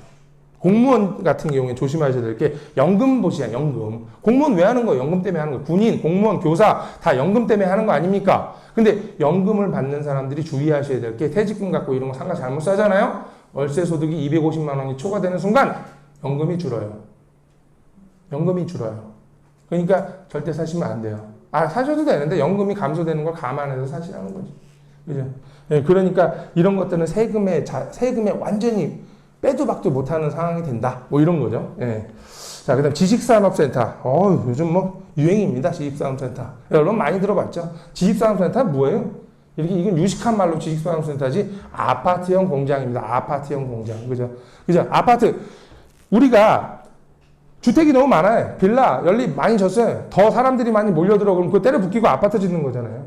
높게 위로 짓는 공간이 없으니까. 그 공장도 공업지역이 너무 꽉 찼어. 그러면 위로 짓는 것 수밖에 없잖아요, 방법이. 그래서 지식산업센터라는 게 생겼는데, 요즘엔 이 지식산업센터라는 말을 사무실에다 갖다 붙이는 거죠. 사실 가보면 공장의 의미로 사용하는 것보다는 사무실의 목적으로 많이 사용하고 있는 거잖아요. 이게 약간 좀 퇴색되기는 했어요. 근데 뭐 어쨌든 이런 게 있는데, 이 논리만 기억하시면 돼요. 지식산업센터 투자하시는 거 좋은데, 얘도 세금에는 뭐 빼도 박도 못하는 사항이긴 하지만, 문제는 지식산업센터라는 기본 논리는 공업지역이 밀집되어 있거나 상업지역이 밀집되어 상업지 오피스 같은 게 부족해서 위로 짓는 거잖아요. 근데 위로 지어지지 않아도 되는 넓은 평야 같은 데다가 왜 지식산업센터를 짓냐는 거야. 옆에다 줘도 되는 땅이 널널한데도 불구하고 지식산업센터를 위에 져놓고 분양하고 있는 것들은 조심해야 된다는 거지. 예를 들어 저희 동네 같은 경우에 평택엔 땅이 남아 돌아요. 논바닥 아직 많고 공장도 그렇게 밀집되어 있지도 않아. 뜨문뜨문 있어. 근데 거기다가 중간에다가 뚝 밀어놓고 지식산 푹 져요. 누가 들어와요? 그냥 넓게 져도 되잖아. 그죠? 그냥 공장 져서 들어와도 되는 거를 지식산한테 푹 진단 말이에요. 지식산업센터 서울 같은 데 지금 밀집되어 있는 데는 당연히 필요하겠지. 많이 오르기도 하고. 근데 그렇지 않은 지역에 져놓고 그거라고 하니까 그거 똑같은 거구나. 투자하면 안 된다는 거야. 다 볐어요. 하여튼 뭐 다 성공하시길 바랍니다. 근데 이놈이 왜 좋냐면요. 대출이 80%까지 돼요. 아까 상가는 70%까지 대출되는데 이 녀석은 80%, 내가 입주하면 90%까지 해줘요. 90%까지. 그러니까 소액으로 투자하기 쉬운 거고, 지금 대출 다 안 돼서 스트레스 받으시잖아요. 주택 투자하고 아파트 대출 안 돼서 스트레스 받고 있는데, 대출 80 그러니까 그냥 깜놀? 그래서 사는 거예요. 깜놀. 그리고 보면 수익률 너무 멋있잖아요. 들어왔을 때 기준이지. 그죠? 그래서 좋은 지역을 투자하면 괜찮은데, 싼 맛에 싼 지역 투자하면 위험하다. 뭐 이런 얘기예요. 자, 그 다음에 생활용 숙박시설이라는 게 있습니다. 생활용 숙박시설 들어보셨나요? 많이 들어보시죠, 요즘에는. 그죠? 생활용 숙박시설은 평창올림픽 때 시작된 제도예요. 매우 오래된 얘기예요. 평창올림픽 아시죠? 우리 다 봤잖아요. 평창에서 했어요. 양떼 목장이네 데서.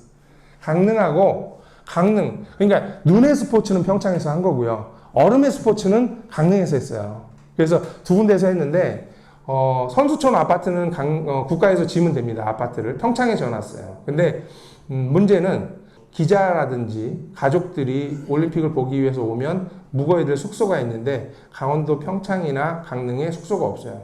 져야 돼요. 근데 도저히 지려고 하는 사람이 없는 거예요. 왜? 그거 짓고 나면 그 다음에 올 사람이 없잖아요. 그래서 어느 건설사든 어떤 호텔들이 여기다 투자하지 않았던 거예요. 그래서 안 되겠다. 국가에서 법을 바꿨어요. 그래서 생활용 숙박시설 이런 거 만들어줘서 호텔을 짓는데 한 칸씩 쪼개가지고 팔아먹어. 그러면 올림픽 끝난 다음에 이 수요를 관광으로 돌려서 니네들이 계산해서 사신 분한테 놀아주면 돼. 그러면 주인은 500명, 일하는 사람은 1명. 이렇게 되는 거죠. 잘 안 되겠죠. 사실상 잘 안 되겠죠. 다 망했어요. 심지어 저희 평택에도 이게 하나 있어요. 평택에도 하나 있는데 그 평택항 앞에 바라보는 건 상업지원에 이 건물 아마 평택항 한번 와보시면 아실 거예요. 그게 가장 높은 빌딩이 있어요. 그게 생활용 숙박시설 호텔이에요. 이름도 멋있어요. 라마다 호텔. 아우 근사하죠. 근데 망했어요. 그 옆에 호텔들 비슷한 게 많거든요. 다 운영하고 있는데 걔만 망했어요. 대부분 다 망해요. 그러니까 이런 거 투자하시면 안 되는 건 이미 다 아실 거고요. 그 다음에 두 번째, 아파트형 이게 어디 많냐면 해운대, 이 바다 보이는 해운대 쪽에 많아요. 상업시설에다가 쭉 져갖고 분양한 게 많아요. 근데 시세 차익이 좀 많이 났다고 그러더라고요. 근데 뭐, 이게 불법이냐 아니냐 갖고 얘기가 많아요, 지금.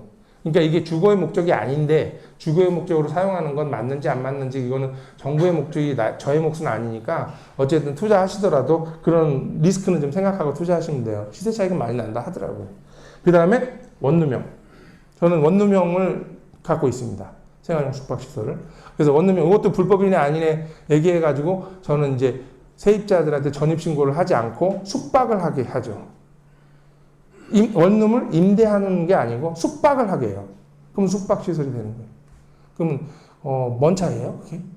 장기 숙박하고 뭔 차이예요? 여러분들 이렇게 생각하시면 돼요.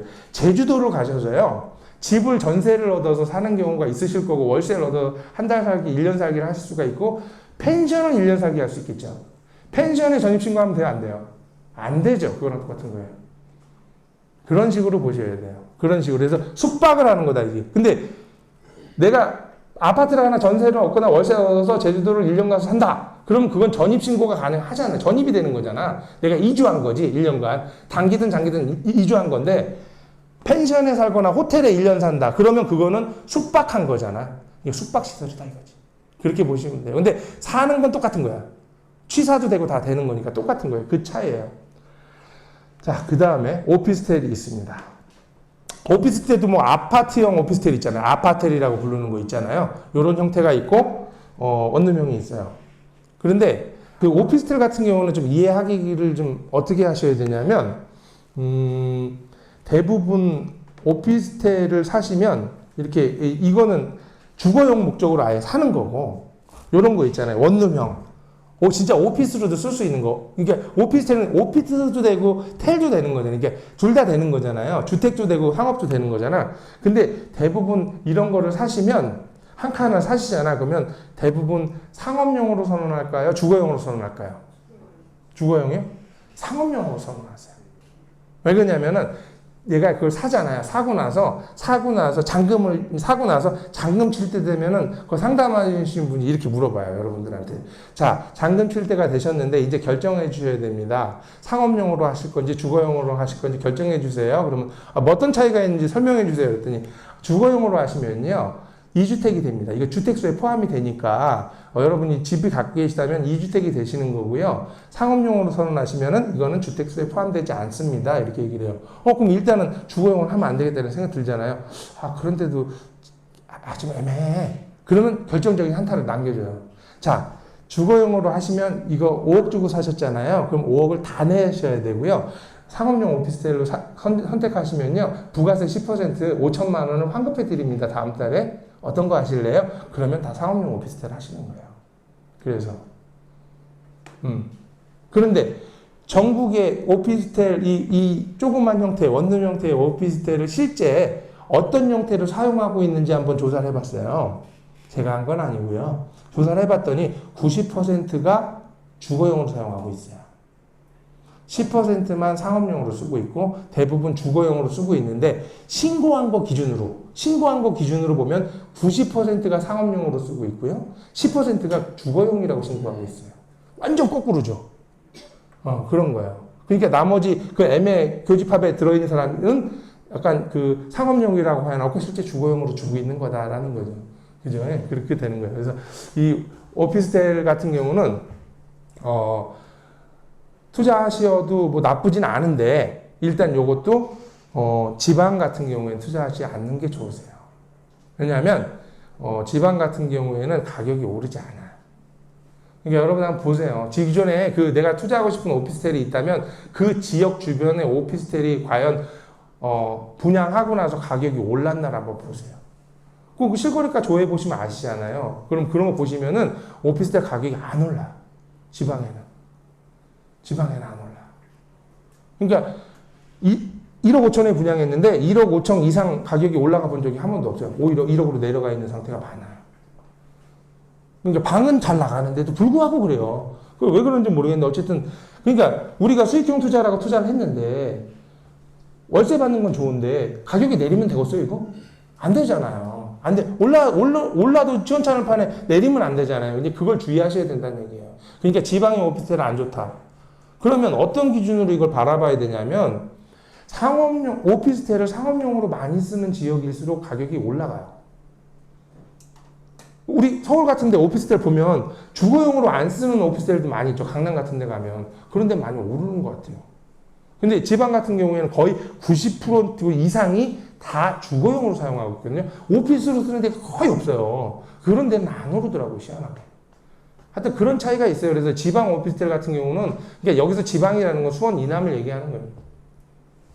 잘 안 올라요. 그러니까 좀 조심하세요. 오피스텔 사시는 거 좀 조심하셔서 가격이 지금 오르고 있는지 내리고 있는지 좀 파악하신 다음에 투자하시라 이런 얘기예요.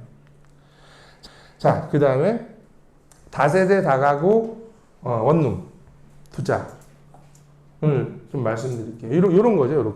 이렇게 다가구 다세대 이런 걸 투자하시는 게 있다. 제가 주로 많이 갖고 있는 라인업이 다세대 다가구를 갖고 있는 거예요. 이게 수익률은 좋은데 손이 많이 가요. 아까 말씀드렸죠. 상가 갖고 있으면은 음료수 얻어먹는데 이거 갖고 있으면은 만나면 막 도망 다녀야 된다고 그런 상황이에요. 근데 어쨌든 이런 게 있다. 그 다음에 수익형 자산 중에 태양광 발전소 같은 것도 있다. 이렇게 보시면 돼요. 근데 태양광 발전소는 수익률이 굉장히 높아요. 제가 그 강원도 그 강릉에 제가 이제 500kW라고 그러면 좀 상상이 안 가실 거고 500kW 태양광 발전소 갖고 있는 한 2,000평에다 판넬 깔았다 생각하시면 돼요. 2,000평 정도에다가 그 정도 이렇게 쭉 밭에다 이렇게 막 깔아 놓잖아요. 이거를 2,000평 정도에다 깔아놨다고 생각하시면 500kW인데 지금 전기세가 엄청나게 비싸져 가지고 뭐 한 1,500만 원, 1,800만 원 이 정도 나오는 것 같아요. 한 달에. 근데 제가 손볼 게 없어요. 한전에서 그냥 주는 거니까. 전기는 그냥 역생산에서 나가는 거죠. 생산되면 나가는 거고 저는 휴대폰으로 모니터링으로 오늘 왜 햇볕 쪘는데 돈 안 들어오지? 이거 보기만 하면 돼요. 그럼 한 달에 계산해 갖고 계산서 발행이라고 문자 오면 계산서 발행하면 되고 지금 여기 모니터링을 좀 해봤더니 풀이 좀 요만큼 자랐더라고. 그 풀 베러 한번 가면 돼요. 근데 단점이 있어요. 단점이. 이게. 그러니까 이거를 수익형 자산에 포함시키지 않는 이유 중에 하나가 수익형 자산은 맞는데 약간 사업성을 띠고 있는 게 우리가 대부분 갖고 있는 아파트라든지 여태까지 보여드린 자산들은 자산이 가격이 계속 상승해야 되잖아요. 그죠? 상승해야지. 상승해야 되고 내가 거기서 월세를 받고 계속 있다가 마음에 안 들면 얘를 팔아도 이득이 생겨야 되잖아. 그런 투자를 해야 되는데 이 녀석은 설비 투자를 한 거기 때문에 감가상각되는 거예요. 계속. 그러니까 한 20년 넘으면 효율이 계속 떨어져요. 점점 설치하고 나서 계속 효율이 떨어진대요. 20년간 계속 떨어져서 20년 지나면 이제 다 폐기물 처리해야 되는 거죠. 그럼 땅만 남는 거지. 근데 여기 태양광 설치지에 있는 그 땅이 뭐 올라야 얼마나 오르고 깊은 산속 옹달샘에 있는 건데 안 오른다는 거지. 그러니까 그걸 감안하기 때문에 더 많이 주는 거다라는 거예요. 많이 주는 거다. 그리고 지금처럼 우리가 그 원유값이 많이 올랐을 때는 이게 많이 올라요. 그러니까 우리 전기 가격이 우리는 맨날 일정한 금액으로 전기료를 내고 있잖아요. 근데 실제 한전이 공급받는 가격은 원유랑 연동돼 있어요. 석유값하고 연동돼 있어서 석유값이 오르면 많이 올라받아요. 그래서 한전 적자가 지금 최대 5조 적자 났다고 그러나 막 그러잖아요. 다음 갈게요. 그래서 이제 여러 가지 뭐 특허를 하거나 음원을 하거나 뭐 책을 쓰거나 유튜브를 하거나 네이버 뭐 카페를 한다든지 이런 식으로 해서 수익형 자산을 만들어내시는 분들도 많이 있죠. 그죠? 그래서 이렇게 운영하시는 분들도 있다. 그런데요.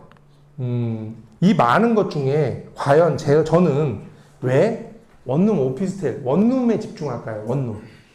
저는 주로 갖고 있는 라인업이 90% 아마 80% 정도가 이 원룸에 해당돼요. 원룸. 1인 거주 형태의 집이다는 거예요. 종류는 다양해요. 다세대도 있고 다가구도 있고요. 오피스텔도 있고요. 생활용 숙박시설도 있고 여러 가지가 있고 요즘엔 더 이상한 것도 생겼다고 하는데 어쨌든 전 4가지 형태로 갖고 있지만 결론은 1인 거주 형태의 투자에 포커스를 두고 있다는 거죠. 앞으로도 지금 저는 계속 거기에 투자하려고 노력하고 있고 여러분도 그걸 투자하시면 좋을 거다라고 말씀드리는 거예요. 자, 그 이유를 한번 설명드릴게요. 이게 거의 강의 끝이라고 보시면 돼요. 자, 첫 번째 이유는요. 미래 가치예요. 미래 가치.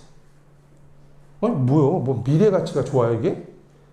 이상하죠? 한번 들어봐요. 자, 일단 우리는 고령사회 지금 노인 점점 늙어가고 있죠, 우리나라. 그거 다 아시잖아요. 이거 굳이 제가 설명 안 해도 아시죠? 늙어가고 있어요. 늙어가고 있는데 인구는 감소하고 있죠. 인구는 2030년부터 감소한다고 그랬는데 지금 이미 감소가 시작됐어요. 다 알고 계신 내용이죠? 다 알고 계신 내용이에요. 근데 세대는 증가하고 있어요. 세대라는 게 뭐야? 한 가구의 구성하는 원인이 점점 쪼개지고 있다는 거예요. 그렇다는 얘기는 뭐냐면 저 같은 경우는 4인 가족이지만 이제 1, 2년 지나면 자녀들이 이제 나가서 살 거 아니에요. 다 컸단 말이에요. 나가 살아. 그러다 마음에 안 들면 또 각자 살아. 조론하잖아요. 조론. 그럼 또 1인 가구에 4명이 살다가 각자 4인 가족이 될 수도 있는 거고 최소한 둘이 행복하게 살아야 둘이 2인 가족 되는 거예요. 그죠? 2인 가족. 애들 나갈 거고요. 근데 그럼 그들이 다시 둘이 합쳐서 살아줘야 되는데 합치질 않는다는 거예요. 결혼하질 않는다는 거지. 결혼율이 많이 떨어지고 출산율도 떨어지는 건 다 아는 사실이잖아요. 얘기 안 해도 되잖아요. 그죠? 같이 합쳐 살지 않기 때문에 세대수가 감소하지 않고 계속 증가한다는 거예요. 인구는 감소하는데 세대수는 증가하고 있다는 거죠. 대한민국이. 그럼 어떻게 된다는 얘기예요? 점점 작은 집에 1인 거주의 형태의 집이 필요하다는 거지. 이해 가시죠? 다. 네. 그래서 지금 실제 그래프를 보면은 가구 세대수는 증가하고 있고요. 인구는 이제 감소의 국면으로 평행선을 유지하러 가고 있다는 거죠. 그럼 결국은 우리가 갈망하고 희망했던 40평대 아파트들은 과연 누가 살 거냐는 거예요. 2025년 얼마 안 남았어요. 2030년 한번 볼게요. 이 보라색이 4인 가족이거든요. 4인 가족 정도 돼야 50평대 아파트 사는 게 좀 적당히 맞잖아요. 밸런스가. 그런데 4인 가족이 11%밖에 안 돼요. 근데 지금 40평대, 50평대 아파트 매우 많죠. 여기다 누가 들어가 살까요? 10% 이상 졌는데 어떡할 거예요? 점점 결혼도 안 하잖아요.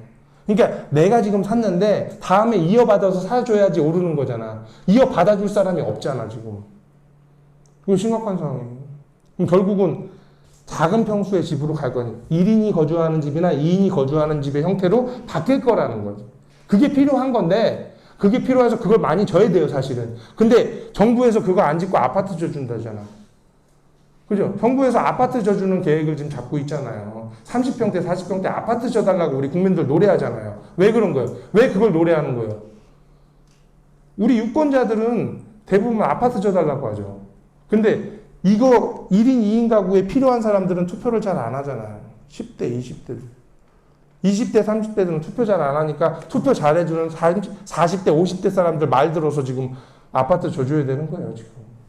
실제 부족한 거는 1인 2인 가구가 거주하는 소형 아파트 아니면 원룸, 투룸 이런 베이스들이 사실 필요해진다라는 거예요. 근데 오히려 정부에서 소외당하고 있기 때문에 그런 정책들이 안 져지고 있다. 이런 거예요.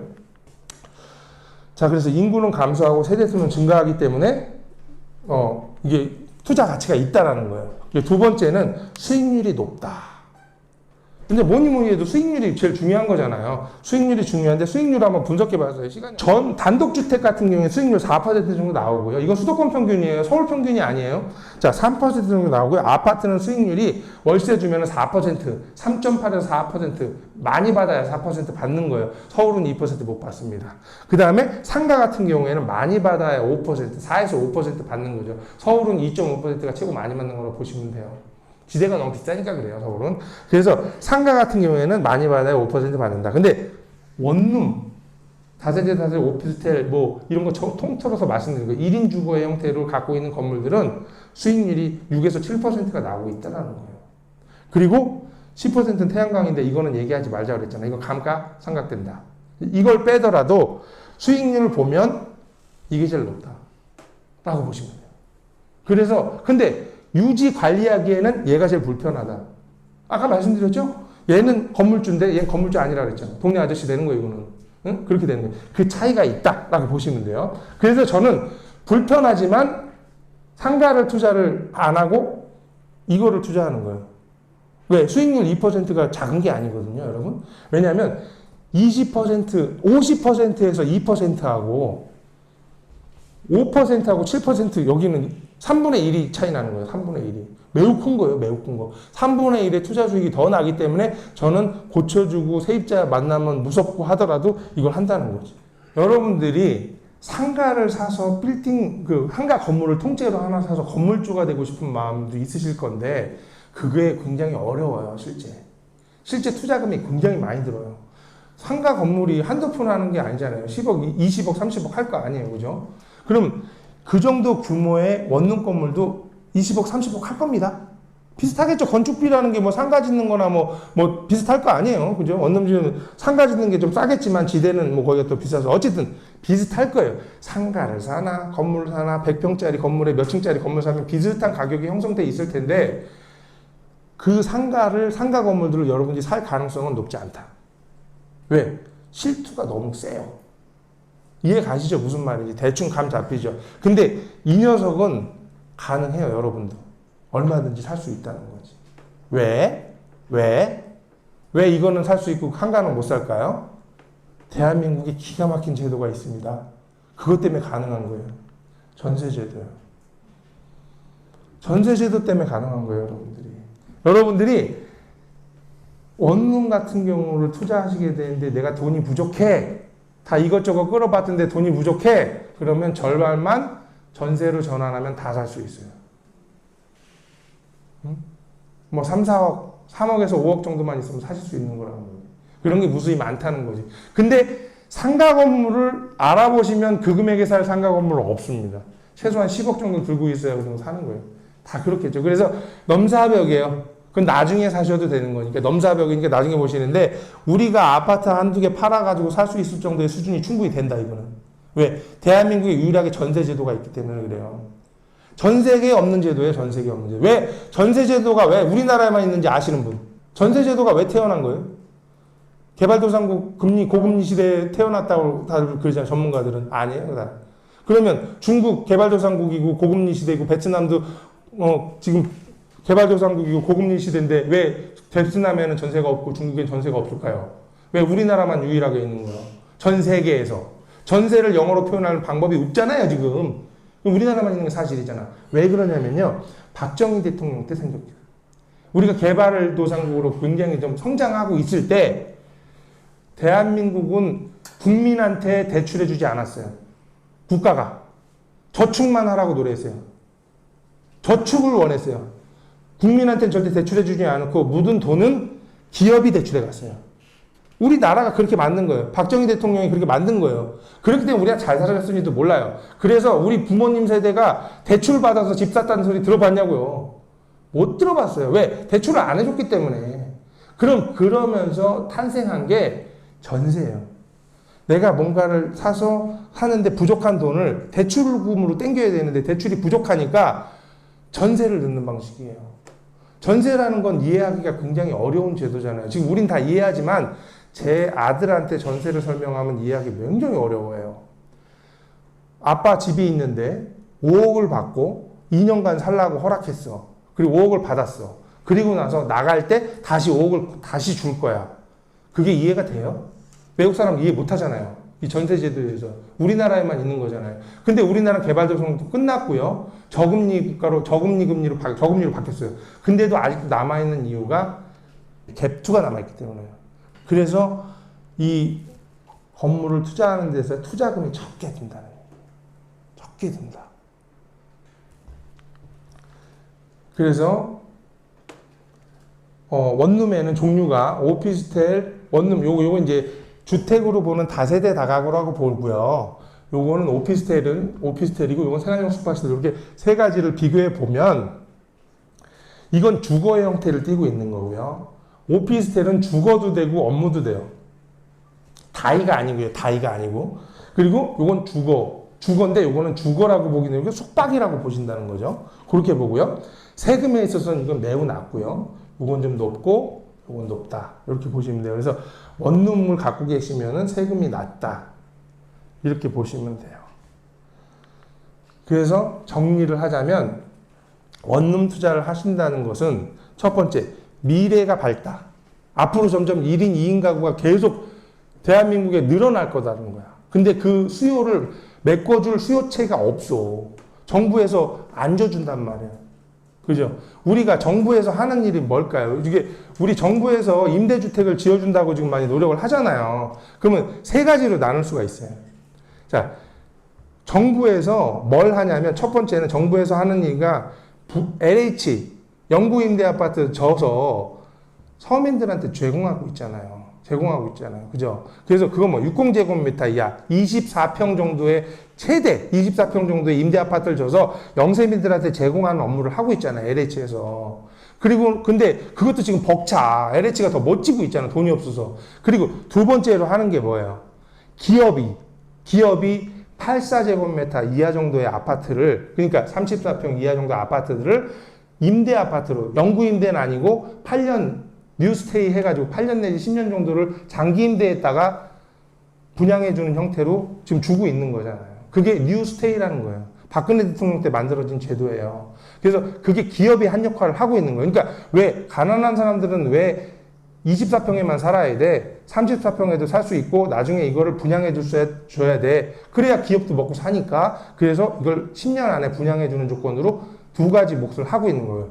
세 번째, 개인이 하는 목표는 원룸 형태의 주택들을 우리 지금 시작하는 사회 초년생들한테 제공해 주는 목적을 갖고 있다는 거죠. 그게 주택임대사업자의 역할이에요. 그래서 세 가지가 삼박자가 맞아 떨어져야 대한민국 임대시장이 안정화될 거라는 거지. 근데 지난 정권에서는 미안하지만 이 세 가지 순환이 제대로 안 들어가게끔 다 막아놨었잖아요. 그러다 보니까 그럼 LH가 알아서 다 져줬어야 되는데 LH가 다 마련하지도 못하고, 그러니까 1인 주거의 형태의 집들은 점점 규제 속에 갇혀서 점점 감소하고 있다는 거죠. 직구는 있지만 수요를 못 받쳐줄 정도로 지금 부족한 상태가 지금 벌어지고 있어요. 그래서 여러분들은 미래 가치를 보시고 수익률이 높으니까 투자하시라는 거고 세금이 현재까지 낮다는 거죠. 언제까지인지는 아니에요. 언제까는 아니에요. 지금도 계속 그게 어떻게 될지는 모르겠고 임대차 3법의 그 기조가 어떻게 바뀔지 모르기 때문에 그건 모르겠지만 어쨌든 현재까지는 세금의 판이 가장 낮은 거다는 거예요. 그리고 네 번째로는 전세제도가 남아있기 때문에 실제 투자금이 매우 낮게 형성돼 있다. 이렇게 보시면 된다는 거죠. 중과되는 거요. 예, 뭐 이게 건물을 사서 이제 다주택이니까 결국은 중과돼서 시세 차익 난만큼 내는 건데요. 일단은 수익형 자산을 갖고 계신 분들은 팔 거를 생각하고 사지 않아요. 그러니까 이 차익형 투자하고 수익형 투자의 간단히 예를 들어보면 이런 거예요. 차익형 투자는 연애 같은 거예요, 연애. 마음에 든다. 이쁘다. 이러면 사귀어 볼 수 있잖아요. 사귀어 볼 수 있지만 결혼은 어때요? 안 그렇죠? 이쁜 것만큼은 해결이 안 돼. 집안도 봐야 되고, 학벌도 봐야 되고, 종교관도 봐야 되고, 다 봐야 되잖아요. 그리고 결혼을 하면서 이혼할 걸 전제로 결혼한 사람 없죠. 근데 연애는 안 그렇죠. 좀 마음에 안 들면 헤어지면 되지. 뭐 이렇게도, 성격이 좀 마음에 안 드니까 일단은 만나보다가 아니면 헤어지자고 하지. 이럴 수 있잖아요. 그건 차익형 투자. 근데 수익형 투자를 하시는 분들은 절대 사면서 나 이거 팔아야지라는 전제로 사진 않아요. 근데 양도소득세는 장기 보유했기 때문에 얼마든지 이익 창출이 생겼다는 거지. 제가 갖고 있는 건물을 예를 들어보면 제가 산지 한 3년 정도 됐는데 5억 정도가 올랐어요. 건물이. 5억 정도가 올랐는데 3년 동안 월세가 7천만 원씩 3년을 받았다고. 2억 1천만 원을 받은 거예요. 5억이 올랐어요. 그럼 5억이 올라서 그 시세 차익 해가 양도세 낸들 그게 뭐 아시냐고. 그러면 다른 사람 아파트 사서 8억 올려놔. 내 이거에서 이거 받는 게 오히려 양도세는 적게 내잖아요. 그러니까 상가가 있는 원룸은 많지 않아요. 실질적으로 그런 건 거의 없어요. 그러니까 원룸이 아니고 그냥 다세대, 투룸 주인 세대 뭐 이렇게 있는 것들이 있을 거예요. 그게 있고 원룸은 오로지 원룸 뭐 1.5룸 이렇게 있는 게 있지 상가하고 있지는 않아요. 아예 다른 재화라고 보시면 돼요. 그러니까 그거는 상가주택이다 이거지. 상가주택. 선생님 생각하시는 거는. 근데 그거를 결론적으로 보면 저는 뭐 어떤 자산이든 투자하는 순간 수익이 돌아오는 건 맞잖아요. 둘 다. 근데 많이 들어오는 녀석을 살 거라는 거지. 근데 많이 돌아오는 녀석은 방이 많은 녀석일수록 많이 돌아오게 돼 있어요. 그러니까 상가보다는 원룸이 방이 많은 녀석이 수익이 많다는 거죠. 그러니까 여러분 빌라 같은 거 우리 연립주택이라고 하잖아요. 반지하 2개, 뭐 1층, 2층, 4층 이렇게 있잖아요. 이거 월세 받아야 얼마 못 받아요. 원룸을 많이 받지.